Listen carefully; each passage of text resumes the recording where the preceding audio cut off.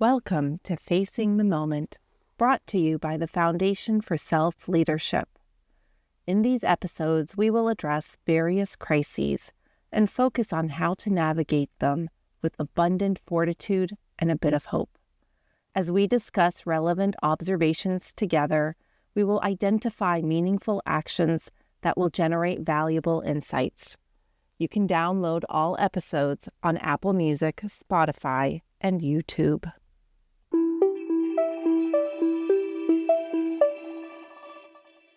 I welcome our listeners to this episode of Facing the Moment.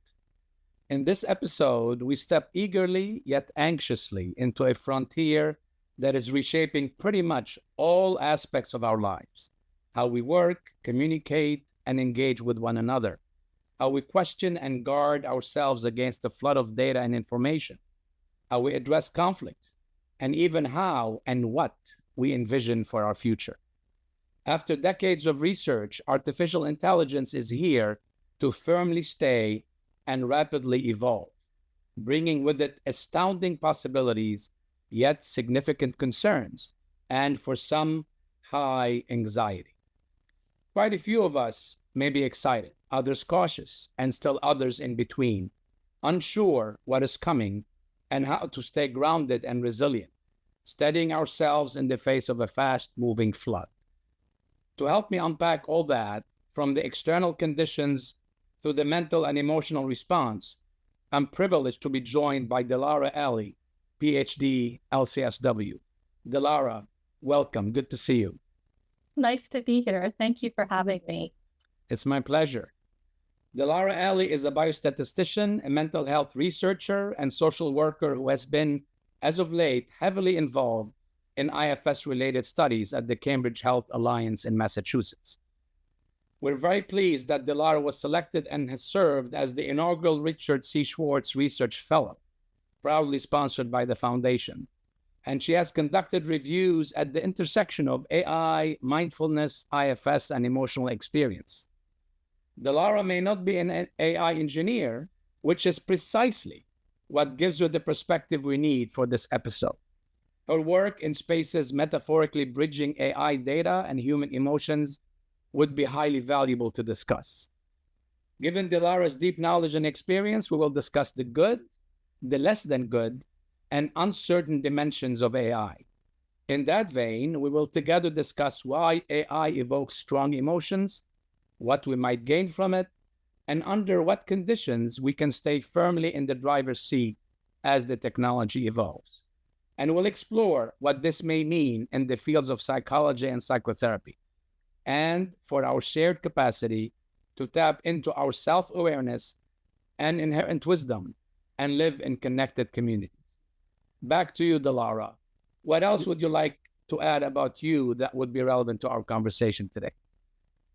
I think you covered most of it. It might be helpful for the listeners to know that I originally came out of a background in data science and machine learning and left that to do clinical social work. So, and in the current position that I hold, I unite both those pieces together to do mental health research. And I just also want to express my gratitude for these conversations that you're having, Toufic. They're really important right now, and I'm really grateful to be a part of them. Well, thank you.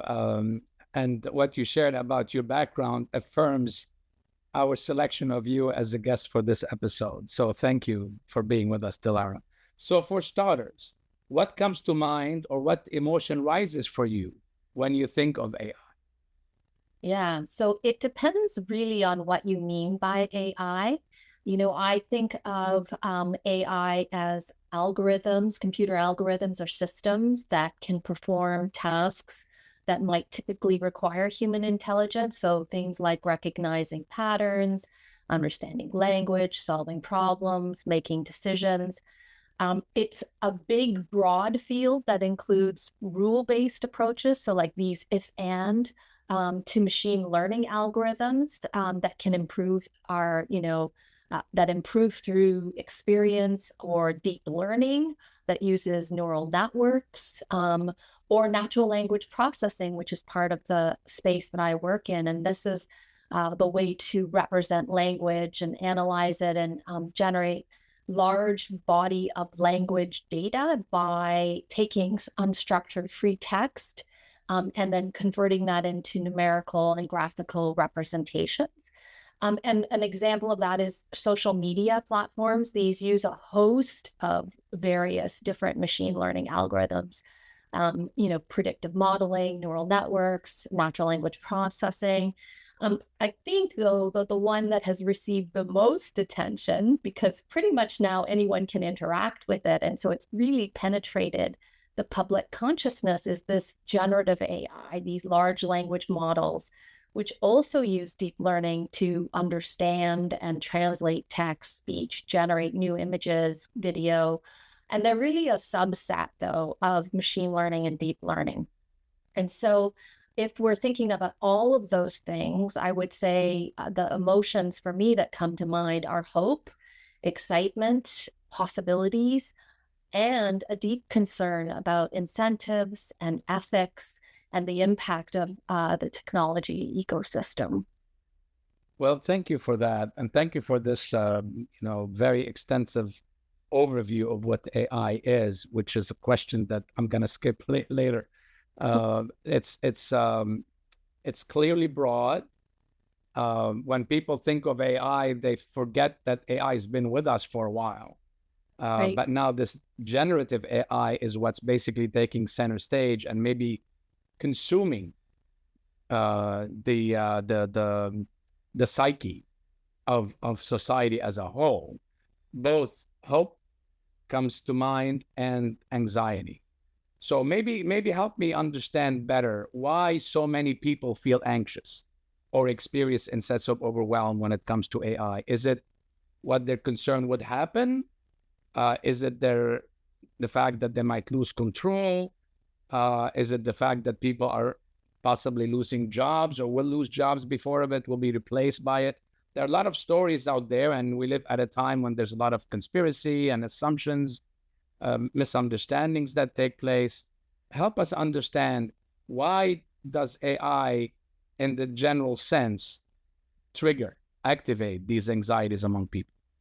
Yeah. I may give you an answer that may not be fully satisfactory. And I think it really depends on who it is. But I think if I were to speak generally and more specifically about kind of the folks that I interact with, I think our technology systems are really out of alignment with our deeper wisdom. And so what people are feeling, whatever they might be feeling, I think it does make sense. And I really like your emphasis on stories, that, we really do have to consider the backdrop of how easy it is, the immediacy of information, its prevalence in our day-to-day lives, and really how social and news media platforms actually influence our emotional and energetic states of mind and body. So really paying attention to the choice of language. There's a lot of exaggerated tones that are used to describe the technology and our coming relationship to it. We're told stories about who we are, how should we understand this world, including the technology. There's this narrative about the technology is here to stay, it's moving too fast, it's inevitable, it'll replace our job, help us get to the moon, create utopia. And when you think about it, all these narratives, they really are a way to steal agency and make us feel out of control.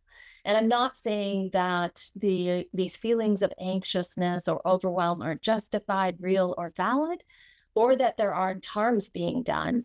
But I do think it's really important to, step back and see this polarization between kind of the doom and the sort of, techno-optimism, or the sort of booster-filled stories, and really ask, what is our relationship to these constructed narratives, these economically and politically constructive narratives?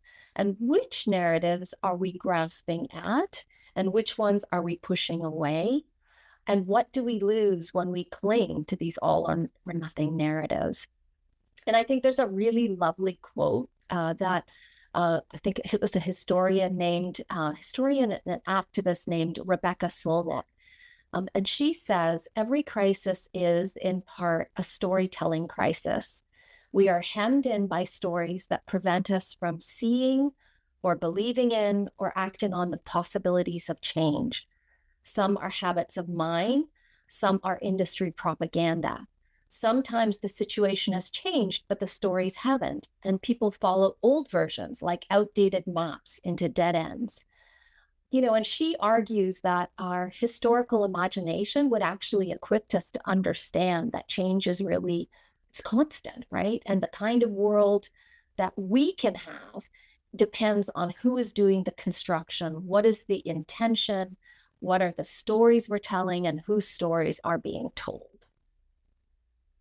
Dilara, thank you. Very well said. I just have to contradict you on one point. Yeah. You thought this would not be a satisfactory answer. It's extremely satisfying and very compelling.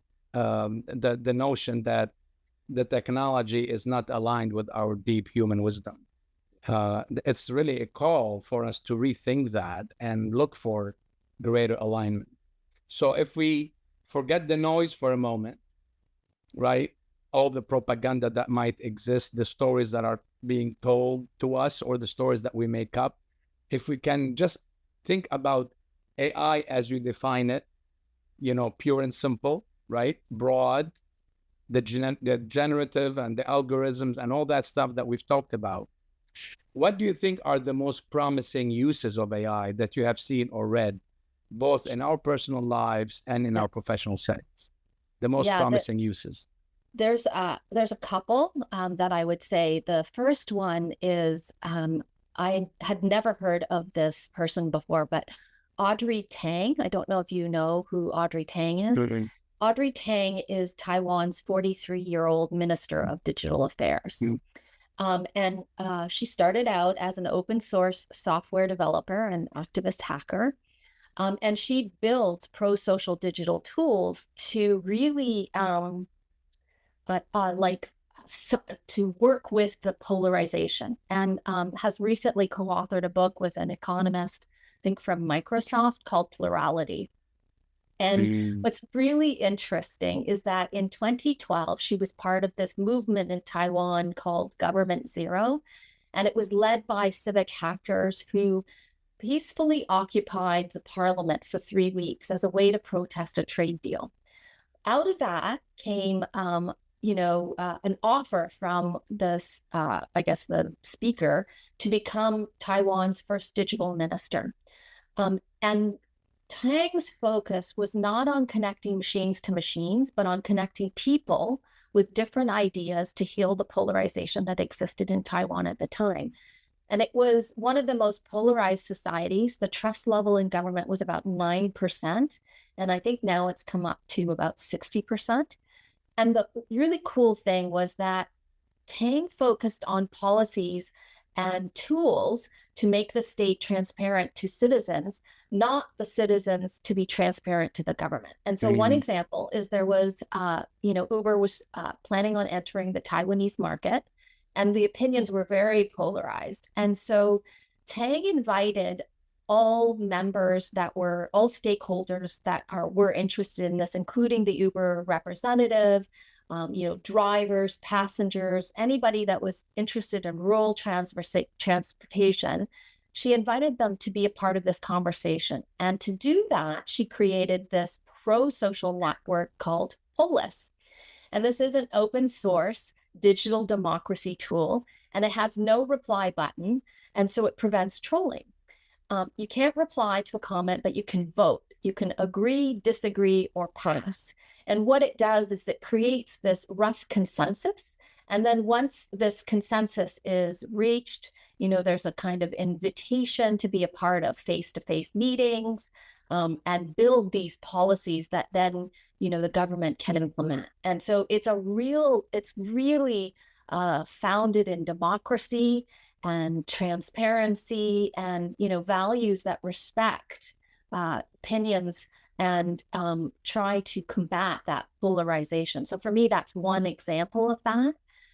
Another one is, I think there's a lot of folks that are thinking about how can we increase human flourishing? How can we shift consciousness? How can we build compassion and encourage self-transcendence through technology? Because really, I think there's 8 billion of us on a planet, and the only way to scale is through technology, right? And so there are these tools that I would say there are these technologies that are available to us. And, you see this in, there's one study that created a compassion chatbot to support adolescents with type 1 diabetes to really support their kind of a compassionate framework. There's an AI chatbot named Emigito that was ordained as a novice monk in the Chan Buddhist tradition. And there's a new movement, I think, in various parts of the world to create a more loving AI. And so there's a lot going on to be hopeful about. Well, this is very inspiring. Thank you. So I hate to go to the next question. I should have asked it first. I'm more a delayed gratification kind of person, but I asked the positive question first. So on the flip side of that goodness, that inspiring, democratic aspect, compassion-filled technology, what are the most concerning aspects or perhaps misunderstood characteristics of AI that people commonly fear, including you and I, possibly? Yes, I mean, I would put myself squarely in a category of suspicion. And, there's this computational, I recently watched these mind and life dialogues that were focused on ethics and AI. And they were brilliant, really. They were held in Dharamsala, and it was kind of, the Dalai Lama's focus is on bringing together scientists and, Buddhist monks and, not just scientists, philosophers, historians, just a whole whack of people. A very incredibly fruitful conversation. And one of the people there was a woman named Emily Bender. She's a computational psycholinguistic professor at the University of Washington. And she really had this, it kind of opened my eyes, actually, to the way in which language models operate. And she said that, she's talked about language just generally as having these pairings. There's the form, which is the how, and then there's the meaning, which is the what.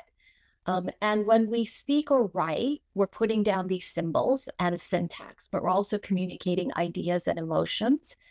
And the interesting thing is that when we see a language that we know, we can't perceive one without the other. That means we can't perceive the form without knowing the meaning. Like it comes together. But if you can see that sort of separation when you look at a language you don't understand, you just see the symbols and you don't understand that, you don't have any meaning.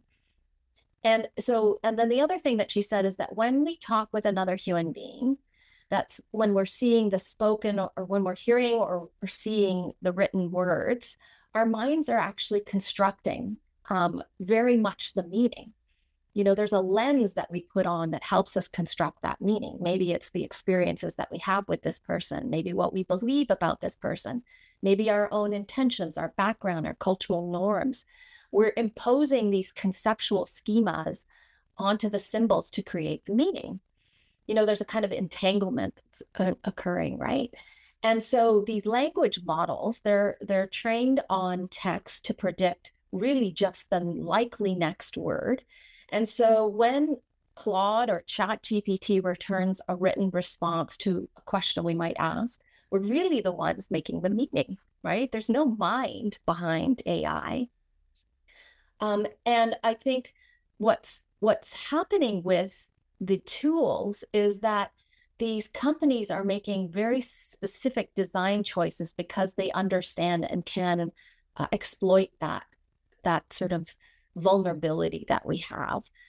And it's done because of the economic incentive structures within these, they call it, I would say, these technology ecosystems. And, there's a group at I think it's the Center for Human-Centered Computer Design. Tristan Harris is one of the people who is pushing this, and he talks a lot about, incentive structures. And Warren Buffett's business partner, it's one of the quotes that he always cites, and he says, this business partner said, "Show me the incentive and I will show you the outcome." And so these commercial chatbots are designed to make us believe that there's a mind there, that there's a connection, so we will stay engaged. But that's because the economic incentives are driving those choices that, are made. Just as they make the choices in, resource allocation or business, they're making these design choices to really create engagement with us. And another sort of aspect to that is we see that very clearly with social media, these very addictive tools, right? The question is, we now call it the attention economy. They've harvested our attention for economic reasons. And I think we have to really remind ourselves that, there is an entanglement there that is driven by decisions that are made for economic incentives. And it really begs the question, can you build these systems or these non-addictive tools within a kind of capitalistic system? And I think the answer is yes. I think it's a hard road, but I do think there are some ways in which it can be done. And, there are many consequences which we could talk about specifically that have come out of that, these addictive technologies. But I think it's really also very important to remember they've been around forever. Actually, the first chatbot was called Eliza, and it was developed in 1964, maybe it was 67, by a man named Joseph Weizenbaum. And he actually had a program called Doctor that simulated a psychotherapist of the Rogerian school. And even back then, there were stories of users becoming attached to the program. So it's not just one way, right? It's not just us having things done to us. It's also us entangled in this, this framework.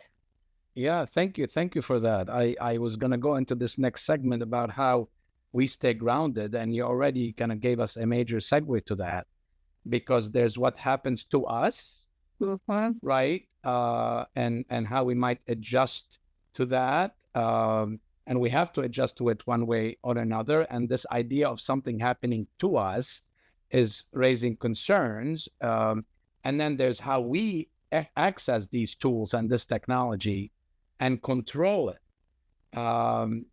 which also, if put in the right perspective, can help us ground it.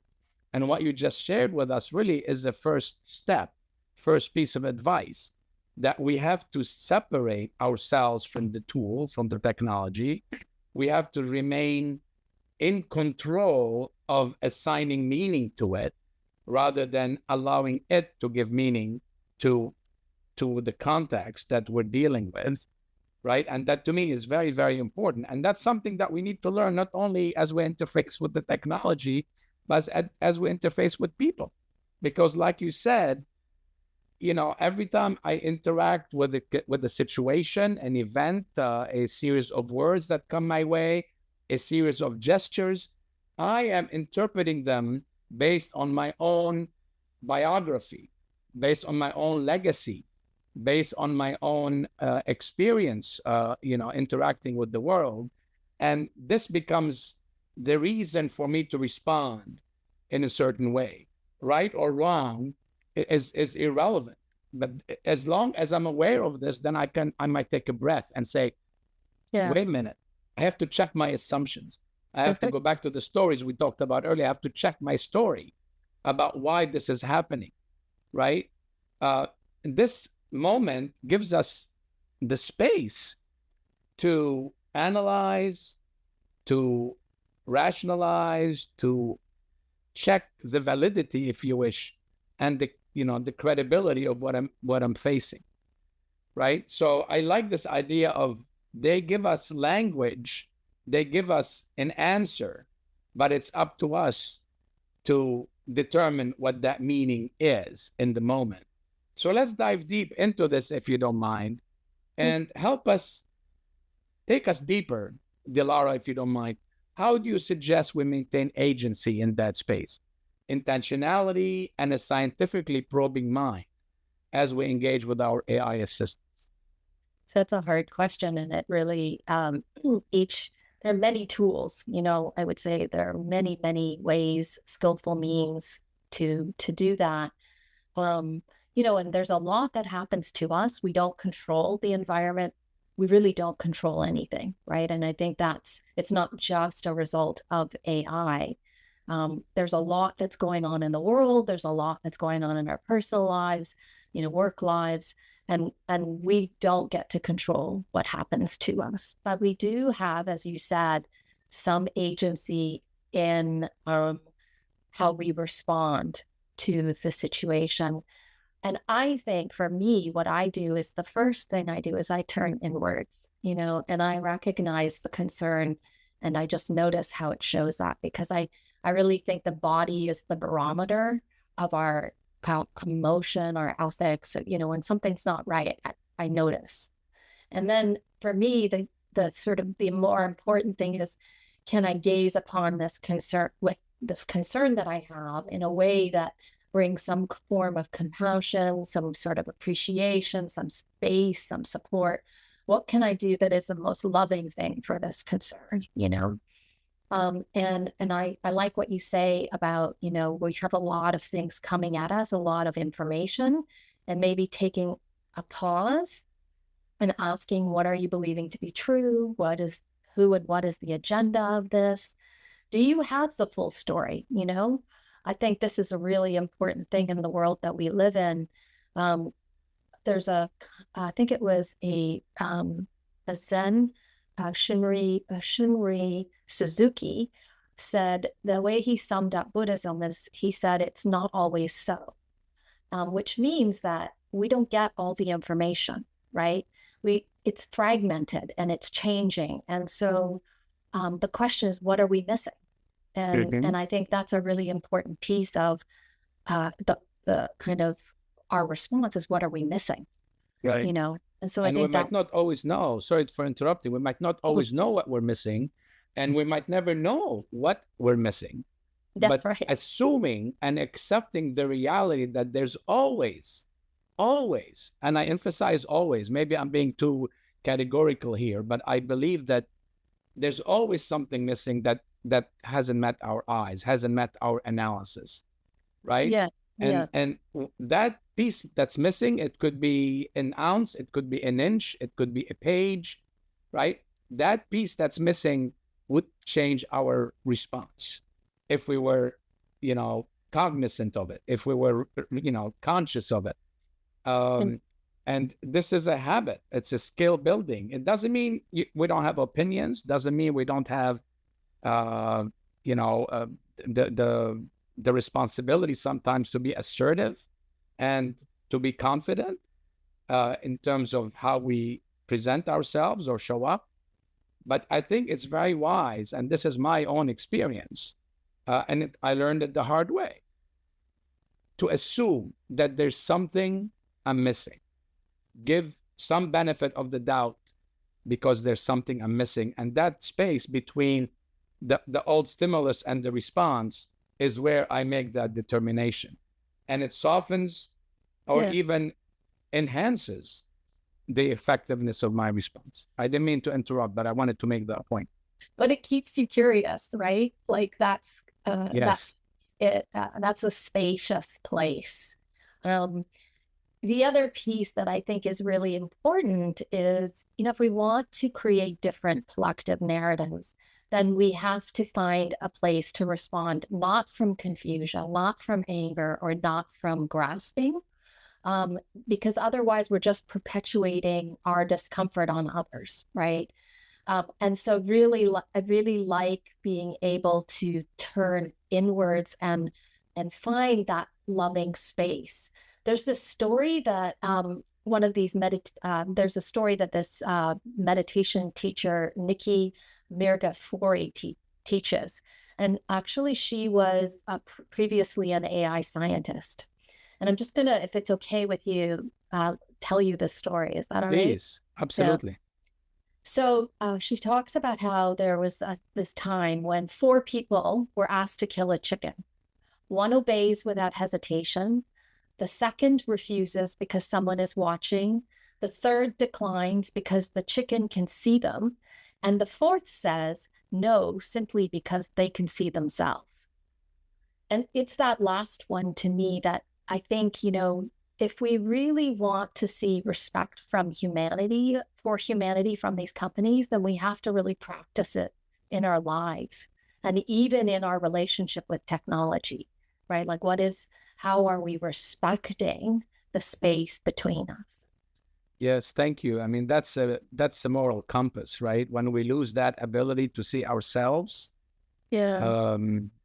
you know, it's an issue, right? It's like a mom trying to get her son to be 10 years old so that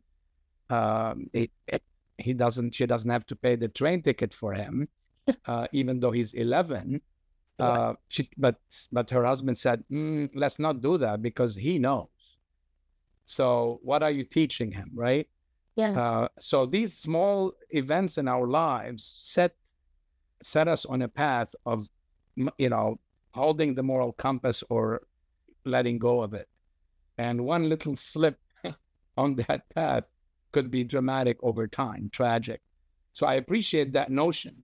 And it brings me to this question of striking balance or equilibrium, which I think is very important, at least from my vantage point. So how might we maintain that balance in our use of AI? And again, I'm using AI here as a tool that I'm interfacing with. Where do you place the line between gaining helpful support, the way I use a calculator, the way I used to use a dictionary, and becoming over-reliant on the technology and the tool itself? What's the balance? How do I maintain that balance? What do you recommend? What do you suggest? What do you advise us to do? I guess that depends on the intention, right? And the motivation. And can we find, is there agency and choice when we're interacting with the technology? Are we choosing presence over compulsion or discernment versus distraction? I think it's very easy, and I find myself often, in a rabbit hole, right? You go on to YouTube and all of a sudden 2 hours has gone by. And why have we turned to that technology in the first place? What was so uncomfortable that we couldn't sit with that we needed to do that? And I think that these tools are meant to be addictive, right? They're meant to give us that dopamine hit. So there's a part of it that is I would say there's a malfeasance, I think that's the word. Yeah, malfeasance. On behalf of these companies that are trying to take advantage. And at the same time, we can resist. We can cultivate really skillful patterns using whatever practices you come with, that whether these are religious, spiritual, or therapeutic. And there are many small ways we can fold that practice into our lives. Maybe it's, like you said, stop, take a breath, observe your body before you pick up the phone, before you hit send on an email. Maybe you can take 3 breaths before you answer the phone. Or there are small practices. One of the practices that my husband and I do is we don't allow phones in our bedroom anymore. That was just an important practice to us. And I can't believe how much my sleep has improved, frankly, just by doing something as simple as that. So we just take the phone, after 8 o'clock, it goes outside and we turn it off. And then there's more engagement between us, and so finding the ways in which we can connect with each other. I think remembering that humanity, right? Remembering that love that's present amongst us.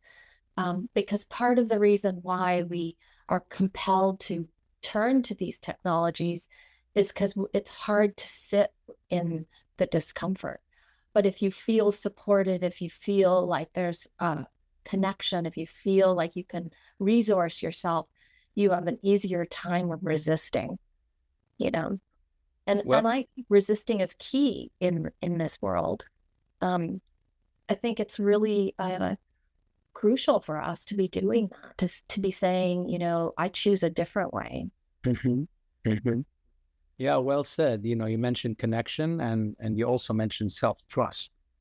Yeah. I trust I have what it takes, to do that. I have the willpower and I'm not going to lose anything if I don't. In fact, I might gain more than I might lose. Yeah.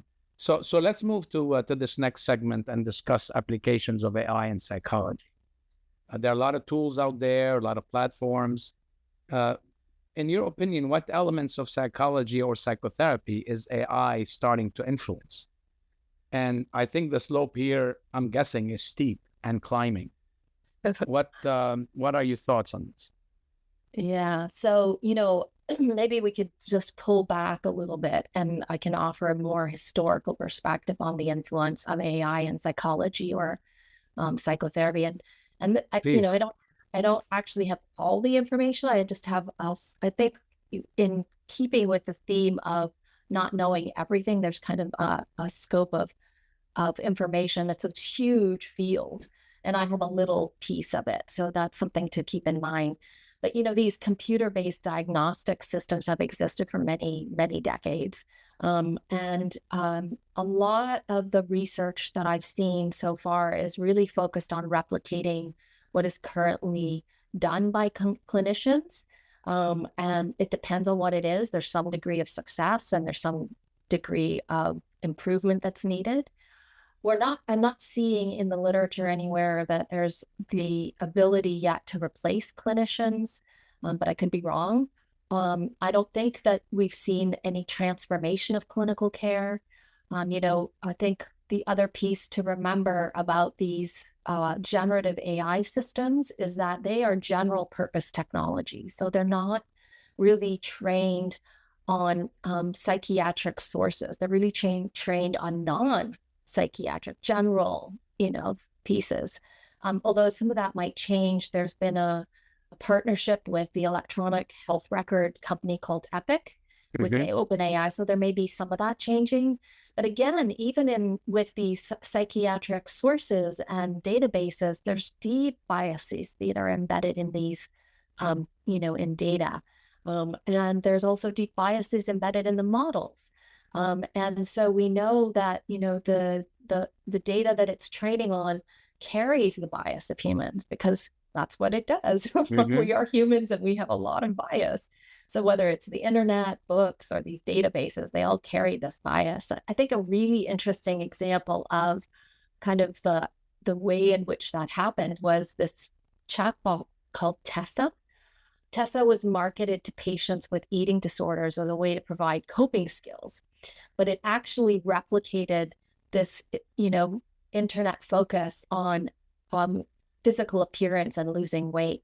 So it actually created harm for these patients that, perpetuates this kind of view of themselves. And so I think that, there's sort of some problems there. But if you think about it, there are broadly two categories. There's research and then there's clinical practice. And in research, what I've seen is there's mostly things like diagnostics. Like I said, these are usually taking either, it's more now multimodal, but usually it was like you might take EHR data and you might classify certain conditions like depression, anxiety, PTSD, or suicide risk. And there's now, people that are taking things like not just text, but the way someone speaks or how they look when they speak. And you can get more kind of a detailed understanding of a person's affective state. Like, are they experiencing fear? Do they seem that they're happy? Is there kind of belonging? And so we're seeing more and more of this integration from many sources. Maybe it's electronic health data, physiological signals, medical images, clinical notes as a way to diagnose conditions. And these models, it's kind of interesting, these diagnostic or risk-based models, they sort of they categorize risk, like in the case of suicide, as an example, they determine suicide risk, and they compare the chatbots to, say, clinical experts. And these large language models, they are really good at the extremes, like the high and the low suicide risk, but anything in the intermediate, they're inconsistent. So we're not quite there yet, right? So in that area, that's one large area of research. Another one that's a little bit smaller is intervention related. These are focused on being able to assess whether a clinician is, of what they call treatment fidelity, close to the manualized care, or focused on clinical outcomes. How good is the treatment at improving depression or whatever it might be? There's one study that I know of that used AI to help select psychiatric medications. But again, they were relying on very complete and labeled data sets, and that's not the clinical reality, right? And then even then, when you have those, there's still errors in the way that these chatbots make treatment recommendations. They can mix up incorrect recommendations with correct ones, or they might make errors that are difficult to detect. And then in clinical practice, where I've seen them used is primarily in psychoeducation, or, clinician training, or supportive processes like for homework doing between sessions. We're starting to see the most promising area for me, I think, is really that integration, being able to have many different forms of data being used to augment a clinician's eyes and ears and thought processes and intuition. Being able to take things like information from digital phenotyping, genetics, neuroimaging, clinical judgment, just really also thinking about the ways in which we might come up with novel diagnostic categories that actually better reflect the underlying nature of illness, and may offer more practical suggestions and guiding treatments and the ways in which we are working with patients. But I don't see them being a replacement, Well, thank you. This is certainly very, very comprehensive. It brings to mind, opportunities and concerns, right? I mean, because there must be ethical and emotional risks. You mentioned some already, embedded in the biases that drive this work. Sometimes we're not aware of it. Just like there are biases in maybe the current DSM manuals and others. Like you said, the models themselves in psychotherapy sometimes carry biases. But can you share your thoughts about some of these risks as they relate to AI? Yeah. I think there's many that our eyes are, our eyeballs are on these things right now. And I think, if we take a little bit of a step back to kind of understand these technologies ecosystems, we'll kind of understand that these are, relational systems, right? They have consequences, and especially when technology becomes so pervasive. There's a philosopher named Peter Hershock, and he has a really interesting way of thinking about these risks, right? And he says that, technologies are not tools because you don't have exit rights. And that, in fact, actually, they are relational systems that come out of the way in which we interact in the world. So, for example, like you can't actually operate now without a smartphone, right? You need to have a smartphone in order to have two-factor authentication, to have banking, right? And you don't have a choice to not be impacted by it. There's some relational consequences. And when you think about it, the vulnerable are the ones that are the most impacted. And we know this. We see this in our young adults and our teenagers and our kids, especially those born after 1995. There's a lovely book by Jonathan Haidt called The Anxious Generation. And he's shown that psychological disorders like, high rates of anxiety and depression, they rose quite substantially after the introduction of social media. And the impact on Gen Z is very strong. So we're seeing things like I believe it is in a single year, there was a 67% increase in self-harm and suicide in young girls between 2012 and 2013. And this pattern isn't just in the US, it's in the UK, it's in Australia, it's in Scandinavia. You know, and we're seeing things like play-based childhood is being replaced by the phone. You know, there's a kind of, I loved his quote. He says, we're overprotecting our children in the real world and underprotecting them online. So there's a real concern for our children. I think that many in the therapeutic world are concerned because also these apps and chatbots are mediating our relationships, you know, how we meet each other, what we expect in relationships, how we deal with conflict, even how we die, you know, and there's a very interesting work written by both Esther Perel and Shirley Turcotte on this about, you know, the kind of loss of intimacy and the turning away from vulnerability, you know, so you see a lot of people now choosing to interact with chatbots, right? Because they feel that they can be vulnerable without feeling judged. But in some ways, we lose that. We lose a kind of true intimacy because relationships do require that vulnerability and intimacy, and it costs us to have that. We have to make an effort. It's not easy, and it's ongoing, and it's conflict-ridden, you know, and again, you know, these systems, Jake, they promote a more transactional, unidirectional kind of relationship as opposed to an ongoing fracture-filled conflict, you know, rupture, repair, a set of relationships. And if you don't have a way to build repair, then how can you have trust? How can you have social trust? If you don't have social trust, how can you have a civil society? You know, so that's another area. I think the other area that people are very concerned with, but this is not specifically just generative AI, but predictive AI, you know, they either expand or contract our access to resources and opportunities. So we see predictive AI being used in who gets a job, credit scores, law enforcement, immigration, housing application, insurance coverage. So there are a myriad of ways in which we have these, I think, emotional and ethical risks. Yeah, just staying in the mental emotional health space for a moment, and project for us, predict for us.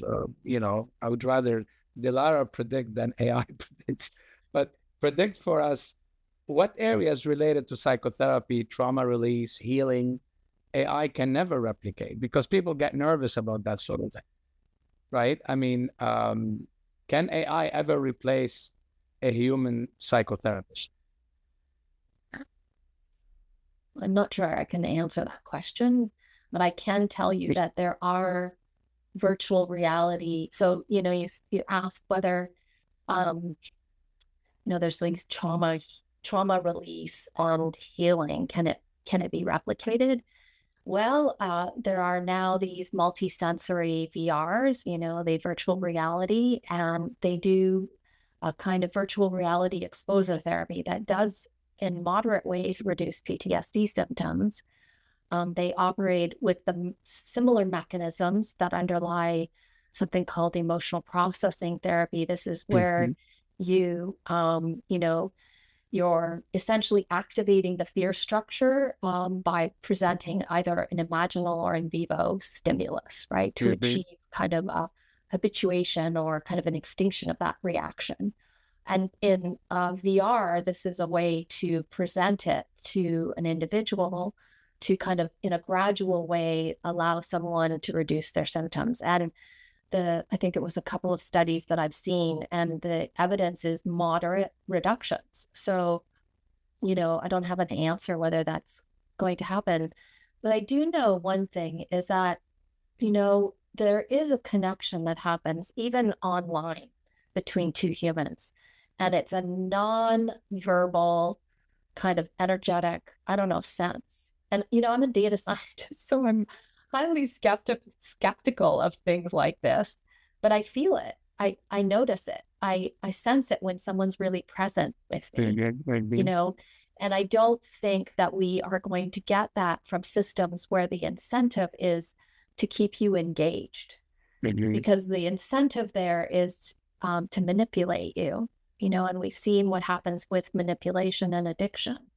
And there's not a genuine sense of wanting to be present for this individual, you know, wanting to show up in a compassionate presence, to have a true sense of concern for the well-being of the person sitting across from you, you know, and AI doesn't have that right now. It's more, maybe not yet. Yes. Maybe not yet, but it's not, at least the ones that are released, they don't have that sense of concern, especially with special attention to the vulnerable, right? That's to me the most important piece. Yeah. I can only hope that it could be used morally, ethically, with consideration to all the risks you mentioned. I believe that someone out there over time, some organization that really cares about human evolution and well-being, you know, human evolution in terms of cultivating more goodness, more kindness, more compassion, that I could see down the road that working in our favor, working for our benefit. But as of yet, I don't see it, and I'm nervous about it because I don't trust that it will be used in the right fashion. But I think there is a way to make it happen to the benefit of greater society where appropriate. I think I won't hold you responsible for predicting one way or another, or for choosing not to predict. I give you credit for not wanting to do that, because it's a big assumption we're making. You know, and I would also say, I think it was Socrates who said, I haven't got a clue what these virtues are, or what justice is, or what courage is. I don't know. But on the other hand, I never give up the inquiry and trying to find out. Well, and I think it's about living in the question and the uncertainty. That brings a lot of possibility. Yeah, well, that's the scientist in you speaking, right? You produce more questions than answers, and you want to look under every rock and ask why or why not. So talking about that and your experience as a researcher, might you share with our listeners how you did use AI once upon a time or currently in your own psychotherapy or other research you've done? Yeah, so I don't actually use it in psychotherapy, but I use it in the mental health research that I'm currently doing. And then I only do that with the informed consent of participants. So I think that's important to state upfront. The other thing that guides me is really trying to presence patient voices and patient-centered experiences in how I do the work, which is why I've chosen to focus on natural language processing. And the second piece of that is that I think language reflects our unconscious states. You know, we say things in particular ways. We might choose a specific word, or we might have a particular emotional reaction that is reflected in the language. And so there are two ways in which I'm really interested in using these tools. And the first is really to understand, how do people recover from extremely horrific and stressful experiences in their lives. So trauma recovery, and how compassion specifically is a big part of that. What is the role of compassion and the reduction in this kind of self-critical rumination or self-referential thinking. And so I'm trying to understand what elements of treatment are a part of that, in particular compassion-based treatments. And so that's kind of the main framework that I use. Has anything surprised you so far, or have you seen trends or patterns through this effort? Actually, just recently, I had this background of, I come with a PhD in statistical genetics. And when I went into industry, I used to interact a lot with scientists, and I was very much on the data side of things. And I would never understand why these scientists kept having these, I'd give them the data and analyze the data, and I'd say, this is the answer. And they'd say, no, that can't be right. And I'd be like, well, this is what the data says. Your intuition is wrong. And, it would have these clashes. And then I stopped having these clashes because I'm like, well, maybe I need to really listen instead of, thinking I have all the answers. And I think I really have understood that intuition now in this very surprising way, which is that because I'm clinically trained, as I'm sitting there doing the coding and the programming, I'm actually making clinically driven programmatic decisions. And I don't have a specific example for you, but I know it influences how I'm thinking about things. It influences the subtleties of, I know there's a subtlety that it happens in an experience with a patient, that I know something about the way in which they're describing is more complex than just a tool can get at. So I have to actually ask the question slightly differently, or I have to make a decision that will help elucidate that complexity, And so I have a deep appreciation now of a scientific or clinical intuition that I don't think that I came with when I was working in industry.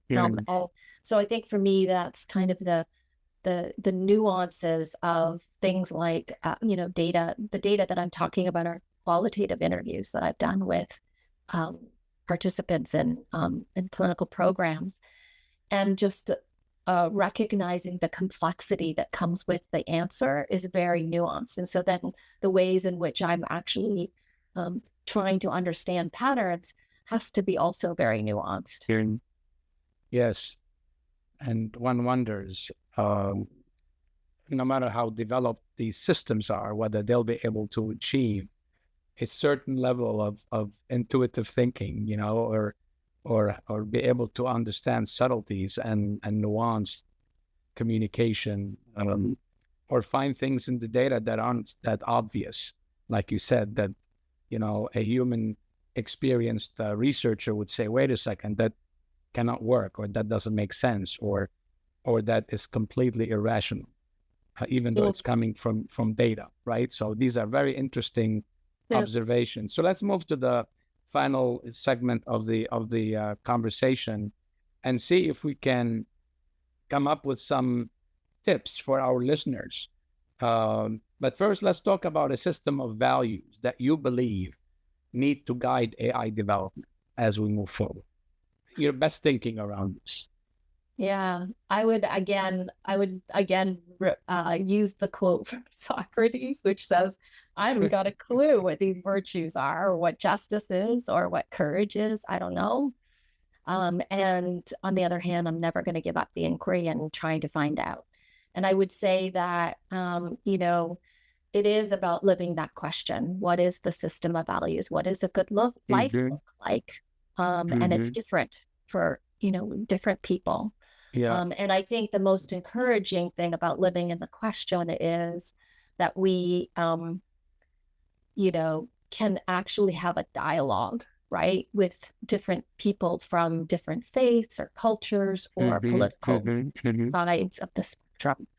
And one thing that I would say is that these times are really encouraging us to face the moment with that question, right? And I think one of the most common things that we have as humans is this sense of concern, like I was talking about earlier, about a compassion, a sense of concern for the well-being of others, with really special attention given to those who are vulnerable. And this is a quote from Thumpa Jinpa, who is the director of that Mind and Life organization and this conference that I was telling you about. And he talks about that as being kind of a guiding principle. And I would say that's very important in my own life, a sense of concern, not just for others, but also for internal, concerns that I have.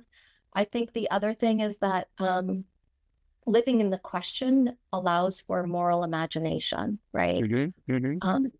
It allows you to stay open to what it is what could be and what has happened as well. And so I think those are really important things. I would say the other piece is that we should stay curious. Always staying curious. The power of curiosity is enormous. It slows things down, and it's, isn't it interesting how this desire to understand is both the key to healing and creativity or innovation? It's sort of uniquely human, right? Because we don't always have the answer.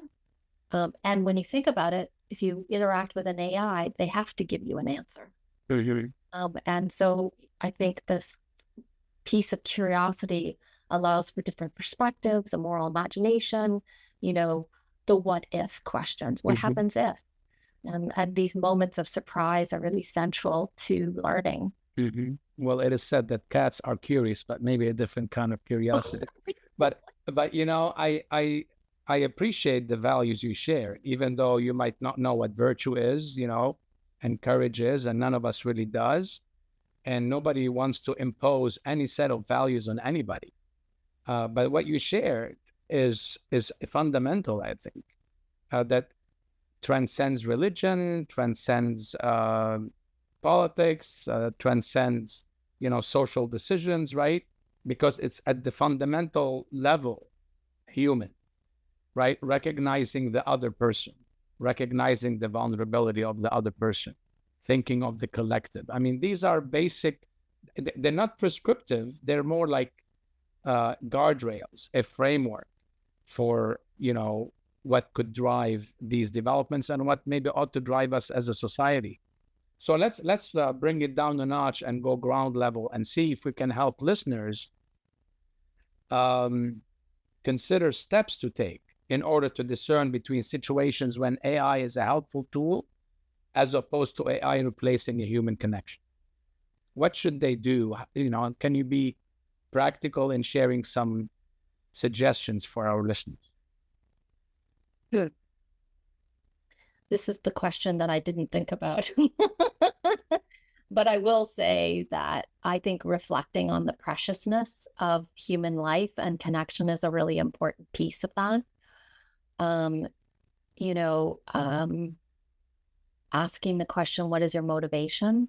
Really bringing back the, again, as I would say, the intention of this, and really not only just asking the question of what is the motivation, what is my intention with interacting with this technology, but what am I choosing to ignore? How am I turning away from something? And can I take a breath and stop, and take a breath and then just notice what's going on in the body? Is there something that I'm trying to turn away from? Is there something that I'm feeling discomfort from? And I would say also to give grace. So even if you do turn to the technology because there's discomfort, there's a way in which you can titrate out, like you can say, okay, I'm going to notice that I'm feeling discomfort. All right, I'm noticing discomfort and I can't hold it right now. And so I'm going to turn to that technology and I need that right now. And that's okay. I think giving that grace, that compassion for our kind of need to do that. I would say one thing that I will offer as a practice for connection that has really helped me and helped my relationships is to always remember one very specific thing of gratitude. So at the end of the day, as I mentioned before, my husband and I, we don't have phones in our bedroom. Before we go to bed at night, we offer each other one very specific way in which we appreciate or are grateful for the other. So it has to be very specific. So I might say to my husband, I really appreciate that you made rice today for our dog. Our dog eats homemade meals, and so it's a lot of rice. and there's and he took care of that today. And so I would say it's very specific. Mhm, And mhm. that in itself is so very small, but it's a reminder of the preciousness of our human connection. Mhm. And it has really improved and made us feel seen by each other. And I think that's really important. Being seen with the eyes of love is the key, to everything, really. Yeah, thank you for this, beautiful reminder. Something for us to consider, each of us. Yes. So before bringing this engaging conversation to a close for now, Dilara, I would like you to share with us, if you can, your best thinking about an ideal setting. What would it look like when it comes to humans and an AI working together? What would you like to see?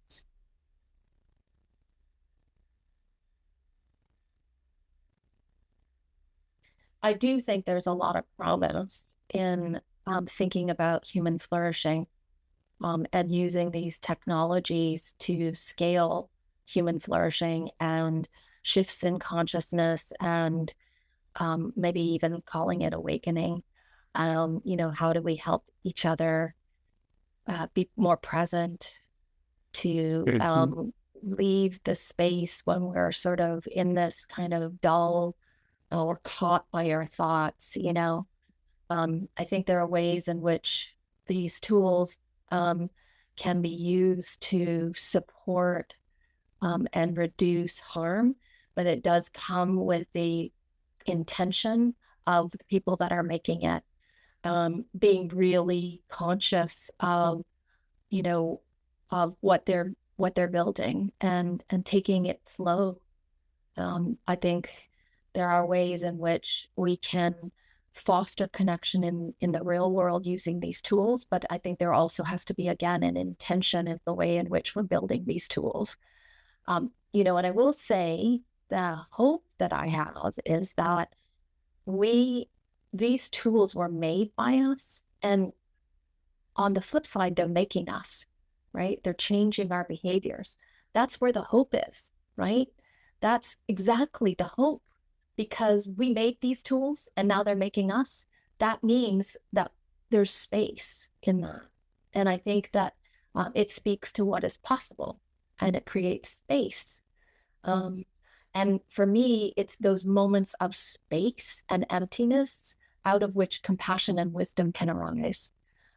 And I think the living the question, I think the question that we need to kind of ponder is, what comes next? Thank you. Beautifully said. Based on what I heard from you today, Dilara, this episode has been a reminder that AI is neither savior nor threat. It can be both or neither. It's a tool. And like all tools and the technologies behind them, it could be used for good or for worse.